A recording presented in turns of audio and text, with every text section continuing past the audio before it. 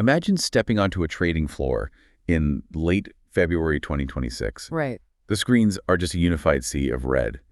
You are watching a multi-billion-dollar cybersecurity giant, a company that literally secures the digital infrastructure of the Fortune 500, lose 20% of its market value in 2 brutal, highly volatile days of trading. Hundreds of millions of dollars in market cap just evaporating by the hour. Exactly. And the catalyst for this massive sell-off wasn't a devastating cyber attack. It wasn't, a catastrophic failure of their software. It was just a simple product announcement from an artificial intelligence company. The market looked at a new AI capability, completely panicked at the implications, and institutional algorithms just hit the sell button on the entire cybersecurity sector. Yeah. It was a classic external shock. I mean, driven entirely by a shift in forward-looking narratives, not by actual fundamental earnings data.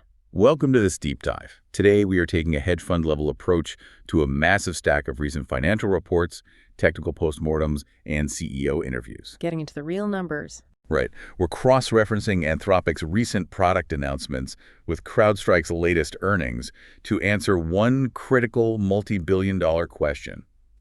Can CrowdStrike, the undisputed heavyweight of enterprise endpoint security, actually survive the existential threat posed by Anthropic's new AI?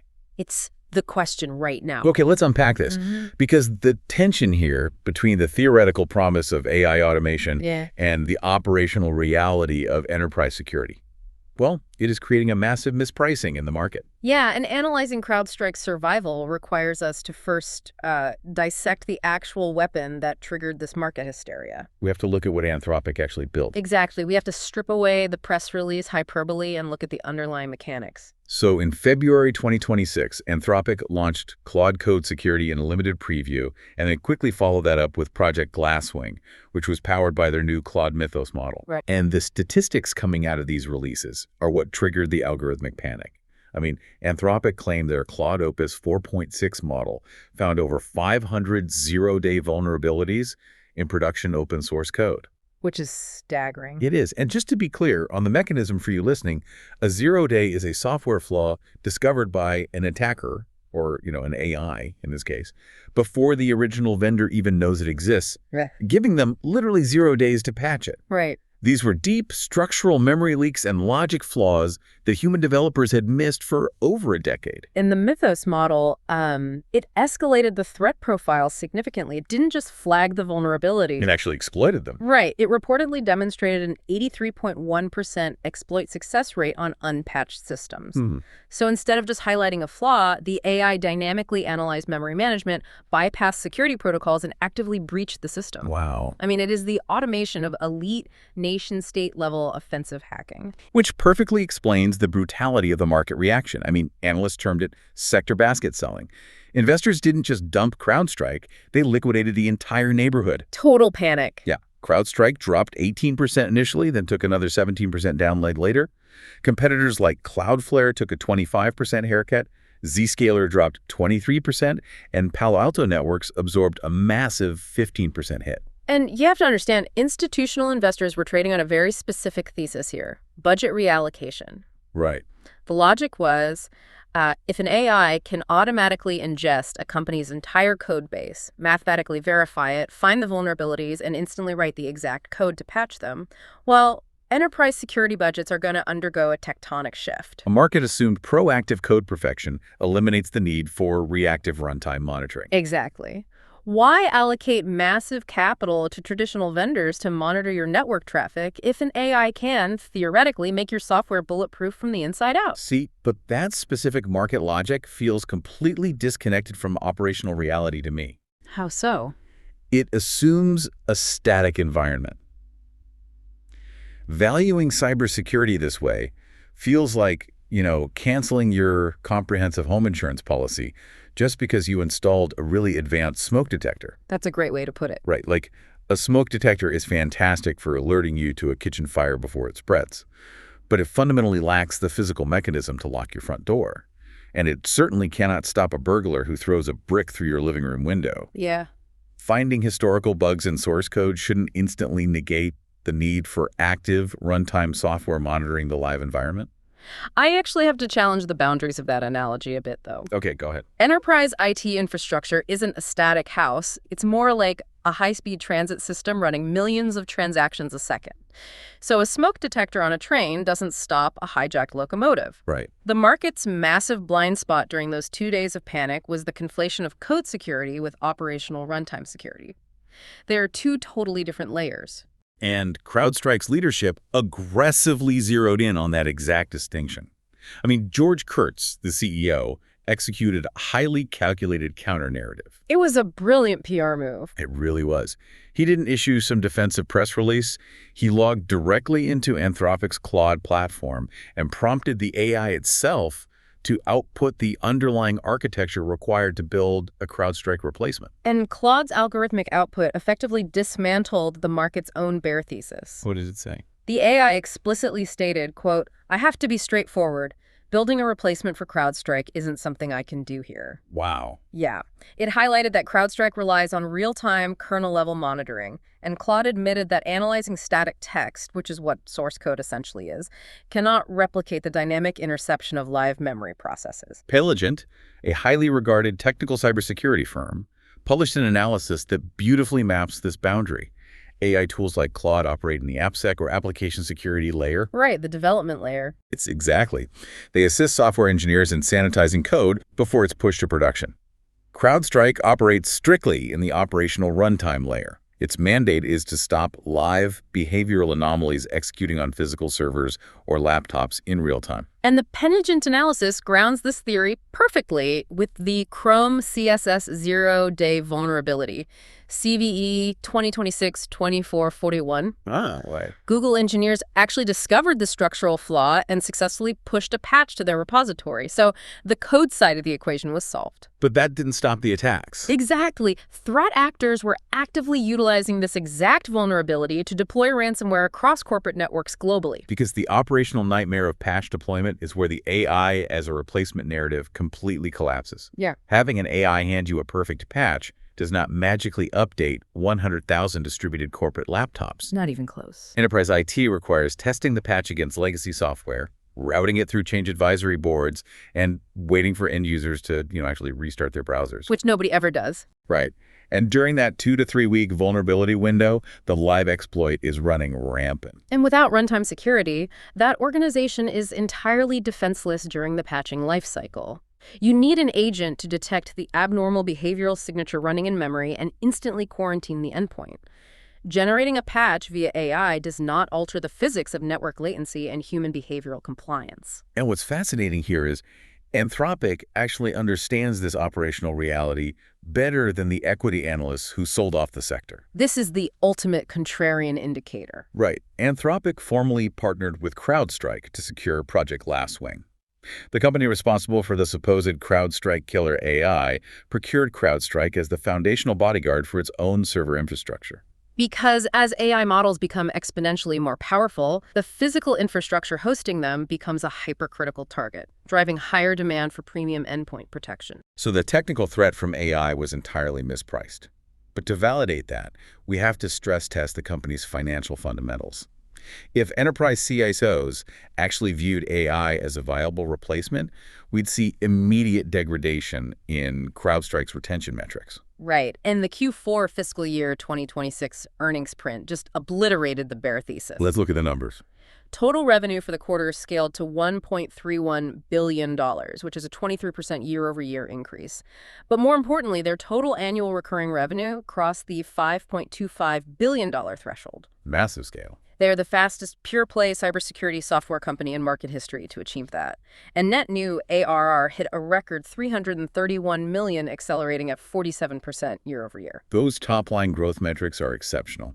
But the profitability pivot is equally critical. They posted their first quarter of positive GAAP net income at $38.7 million. This is huge. It is. Hitting GAAP profitability proves the underlying business model is genuinely generating real cash, not just masking operational burn with accounting adjustments. Wall Street analysts fundamentally repriced the stock based on this. Benchmark reiterated a buy rating, projecting a $1 billion-plus total addressable market expansion for CrowdStrike, specifically driven by securing AI workloads. Yeah. But looking at that $331 million in net new revenue and a gross retention rate locked at 97%, we really have to confront a massive historical paradox here. The outage. Yes. In July 2024, a faulty automated update from CrowdStrike triggered the most devastating global IT outage in human history. Millions of enterprise Windows machines pushed into endless blue-screen boot loops. Airlines grounded, healthcare networks paralyzed. It was a disaster. So how does a software vendor cause a catastrophic global blackout, yet maintain a 97% gross retention rate? Why didn't the Fortune 500 immediately rip the software out? It remains one of the most counterintuitive business case studies of modern finance. The natural market assumption was that an outage of that severity would be an extinction-level event. Right. But financial researchers at Crystal Lens did a deep dive into enterprise procurement behavior post-outage. And their findings revealed the true depth of CrowdStrike's economic moat. It wasn't about the software interface. No. The switching costs had almost nothing to do with the price of competing licenses. The true switching cost was the accumulated behavioral telemetry. Explain the mechanism there. When CrowdStrike deploys its agent onto a company's endpoints, it begins mapping a highly complex behavioral graph of that specific network. It learns the baseline. Okay. So if a specific mid-level manager in finance routinely opens Excel, connects to an internal SQL database, and pulls reports every Tuesday at 9:00 a.m., that is the established baseline. Right. If that exact same laptop suddenly initiates an unauthorized PowerShell script at 2 a.m. and attempts to export an encrypted data packet to Eastern Europe, the agent flags the deviation and instantly kills the process. So if a CISO terminates their CrowdStrike contract in retaliation for the 2024 outage, they aren't just uninstalling software. No, they are actively incinerating years of forensic behavioral history. They could buy a competitor's platform, but they cannot purchase their own historical baseline. They'd be flying blind. But completely blind, highly vulnerable to subtle intrusions for months or years while the new vendor's algorithms tried to rebuild that map from scratch. Customers stared into the abyss of operational vulnerability and calculated that staying with the vendor responsible for the outage carried significantly less systemic risk than ripping out the telemetry. That realization completely redefines how we must value the asset. Here's where it gets really interesting. The market is gradually waking up to the fact that they're fundamentally misclassifying the stock. Right, the Crystal Lens thesis. Exactly. They argue that CrowdStrike has transcended the definition of a security product. It is functioning as a mission-critical data pipeline disguised as an endpoint security company. They deployed a single, highly optimized, lightweight sensor across hundreds of millions of endpoints globally. That sensor operates as a vacuum, continuously extracting behavioral data. And when they launch a new security module, they don't have to build a new pipeline. Exactly. They simply route the existing proprietary data stream into the new module. The hypergrowth of their next-gen SIEM product validates this perfectly. SIEM is the central repository where all network logs are aggregated. CrowdStrike's SIEM annual recurring revenue just skyrocketed to $585 million, accelerating at a massive 75% growth rate. They are aggressively monopolizing the foundational layer where all enterprise security data is stored. Right. And the ultimate contrarian indicator validating this infrastructure thesis is their recent partnership with Microsoft. They integrated into the Microsoft Azure Consumption Commitments Program. Which is wild. It is. It allows massive enterprise clients to draw down their pre-committed Azure cloud budgets to purchase CrowdStrike modules directly. But Microsoft operates its own multi-billion-dollar security apparatus in Microsoft Defender. They're direct, hostile competitors. Yeah. By officially sanctioning Azure Capital for CrowdStrike procurement, Microsoft is effectively throwing in the towel on the foundational data layer. Wow. They are conceding the endpoint telemetry market to CrowdStrike, accepting them as the default infrastructure, and choosing to just monetize the cloud distribution layer instead. If we connect this to the bigger picture, valuing CrowdStrike requires deciding whether you are pricing a software application or a foundational infrastructure layer. Because if you look at the fundamental analysis from Robo4X, the stock is trading at a PE ratio of 138 and a price-to-free cash flow ratio of 107. A PE of 138 means the market is demanding investors pay $138 today for every single dollar of current earnings. Which is nosebleed territory. Right. By traditional value metrics, it is hyperextended. It prices in years of flawless execution. If you model CrowdStrike strictly as a traditional security vendor pushing software, the equity is vastly overvalued and offers zero margin of safety. A software application simply cannot sustain the compounding growth required to justify a 138 multiple. But if the institutional market is actively reclassifying them as the indispensable data infrastructure pipeline powering the modern security operations center, well, then a premium valuation becomes mathematically defensible. Infrastructure monopolies possess immense pricing power. Because their stickiness makes churn mathematically irrational for the client. Right. But despite the strength of the data pipeline thesis, a rigorous hedge fund analysis demands we weigh the structural risks. Both Robo4X and Crystal Lens point to severe headwinds regarding capital allocation. The most glaring liability is the massive reliance on stock-based compensation. This is a huge issue. CrowdStrike is expensing over $1 billion in equity to its workforce. We need to unpack how stock-based compensation destroys retail shareholder value. Management uses equity grants to attract top-tier talent without draining cash from the balance sheet. It inflates non-GAAP free cash flow. Exactly, which retail investors love to see. However, issuing $1 billion in new stock actively expands the total pool of outstanding shares.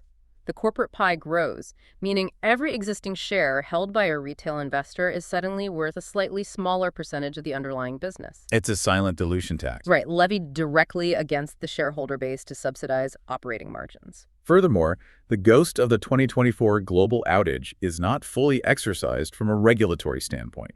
We are actively monitoring potential intervention from the DOJ and the SEC. If regulators step in and mandate structural changes to their deployment protocols, it creates a massive negative catalyst that completely bypasses the strength of their telemetry moat. Exactly. Which brings us to how we synthesize these competing narratives. We started this analysis looking at an algorithmic market panic, driven by the belief that AI capable of patching source code would instantly render endpoint security obsolete. So what does this all mean for you as an investor?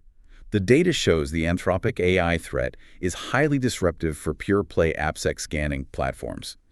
If a vendor's entire economic model relies on flagging syntax errors in code, Claude Code Security will effectively zero out their market share. No question. But for CrowdStrike, the proliferation of AI-driven exploits actually necessitates an expansion of runtime security. You cannot fundamentally secure a live network during the weeks-long window required to deploy an AI-generated patch. If you remember one thing from this entire analysis, it's this. CrowdStrike absorbed the AI panic just as it survived its own historical outage, because its enterprise value is entirely decoupled from its static software algorithms. Algorithms are commodities. Right, they can be replicated. CrowdStrike's true intrinsic value is locked within its irreplaceable behavioral data pipeline. They aren't selling the locks to the enterprise doors. They possess the only real-time blueprint of the entire global network architecture. They've transitioned into an infrastructure monopoly. But I want to leave you with a forward-looking catalyst to challenge our current thesis. Okay. We established that AI-generated patches don't eliminate the need for runtime security right now, because human deployment introduces latency, and threat actors exploit that lag. That structural gap is exactly where CrowdStrike generates its revenue. But let's stress test this model against a 10-year horizon. What happens when generative AI evolves past reactive scanning and begins writing 100% perfect, mathematically verifiable, absolutely bug-free software architecture from day one? If every new application deployed globally is structurally flawless from inception, will the multi-billion-dollar endpoint security market permanently contract because there are literally zero human-engineered vulnerabilities left to exploit? Or will offensive AI simply evolve to manufacture entirely new classes of logic attacks that break mathematically perfect systems? It's the ultimate bull versus bear debate. Keep that fundamental tension in mind as you model the long-term cash flows of the cybersecurity sector. Until next time.